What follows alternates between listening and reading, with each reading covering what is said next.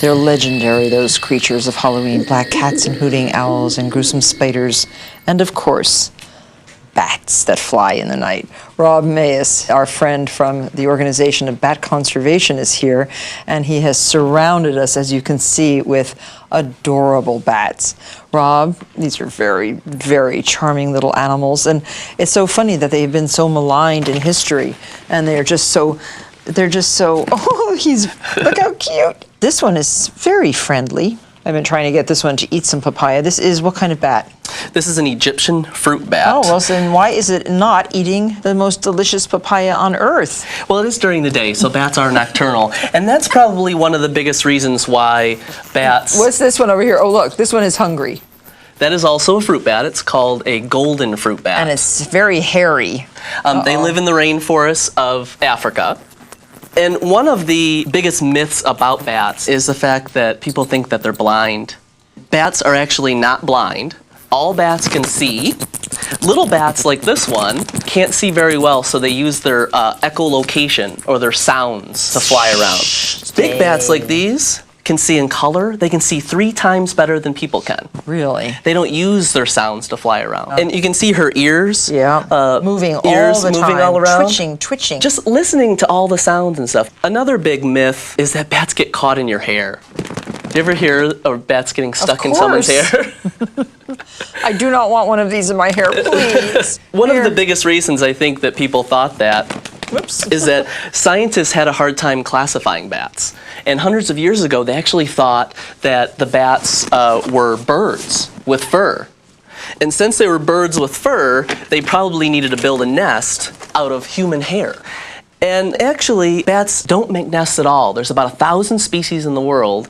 This one here is a solitary bat. It just lives by itself, hangs in a tree. It's called a hoary bat. They have 3 to 4 babies every year. Bats are actually mammals. They're in their own scientific group called Chiroptera.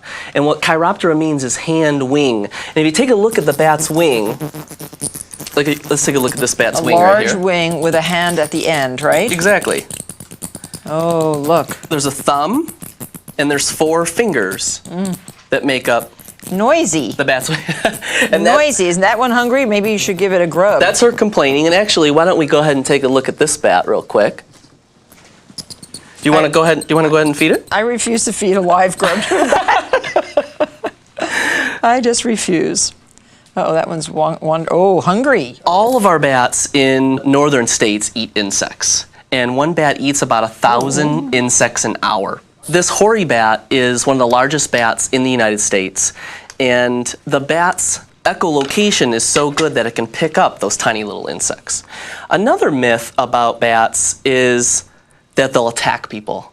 And I think the biggest thing about that is that we emit carbon monoxide when we are outside and when we're breathing, and insects are attracted to us, so bats are attracted to the insects that are around us. So sometimes people think that bats might be attacking them because they're flying down around us. I want you to hold on to this bat. This is a really cute bat. This is a full-grown, everyone always thinks this is a baby bat. Oh, full-grown, noisy. There we they go. make a lot of noise. They do make a little bit of noise. That's not their echolocation, but it's just their normal, like, kind of complaining or chirping sound, you're right? Complaining. This is an evening bat. This is a normal size bat. So that's what we have flying around all the time? We do. Yeah, evening bats. Yeah, see, and it's so nice to see them up close, because when you see them, they fly by you so fast that you don't have any idea that they are so cute. And that's one of the reasons, too, I think that people are afraid of bats, because they don't really see them. The Organization for Bat Conservation, we educate a lot of people about bats, and this is exactly why. They're friendly little creatures, except for a vampire bat. Well, vampire bats are probably the most well-known bats, and Count Dracula is a really well-known book written in 1897 by Bram Stoker. Oh, it's a good book. It's a really good book, but it didn't do bats justice. No, it didn't. Vampire bats are very small. Do you want to hold on to them? Okay, just don't latch onto my jugular vein. That's a very Vampire bats are really small. They are very timid. Very ugly faces. They do kind of have ugly faces. It's smushed in kind of closer, and that way it gets closer to its prey. And vampire bats are one of the only bats that can walk upright on their hind legs. Oh. And they literally are tippy-toeing up to their prey. So they go up to like a chicken or a goat or a cow. And latch onto the neck? Not usually the neck, but a lot of times the foot. Oh, I see. And probably European explorers hundreds of years ago may have been even attacked by one of the vampire bats and fed upon. So they called them vampires because they were drinking blood. Now, a lot of people associate bats with rabies. Now, is that a myth? Not all bats have rabies, and I think that's the main myth that people think. Bats do not carry rabies. They get the disease and die like people would if they get the disease. But the main thing to do is to make sure that we don't handle wild animals. As long as we don't touch them, they would never bite us, they would never attack us. And what should you do if you get a bat in your house? Open the door? The best thing to do is open up a door. Open a door, open a window, right? Yeah, they use their eyesight, they use their echolocation, they want to find insects and you don't have enough in your house. If people have bats living in their house, they can check out our website and they can learn about how to evict them humanely.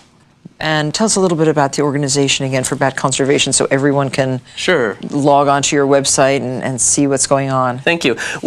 Our organization's a nonprofit organization. People can check us out at batroost.com, and we have a lot of educational things like books and videos and bat houses, and they can actually check out your October issue. I know, and I think that this is a very good article in case you want to know more about these creatures of the night. And notice how we have put the title upside down and backwards. Exactly. Just like a bat. But it's full of really good information, and actually you helped a lot, so I thank you very much for all of this. You're welcome. Thanks for helping us understand more about bats and the way they live. Thanks for having us on. Bye, Wizard.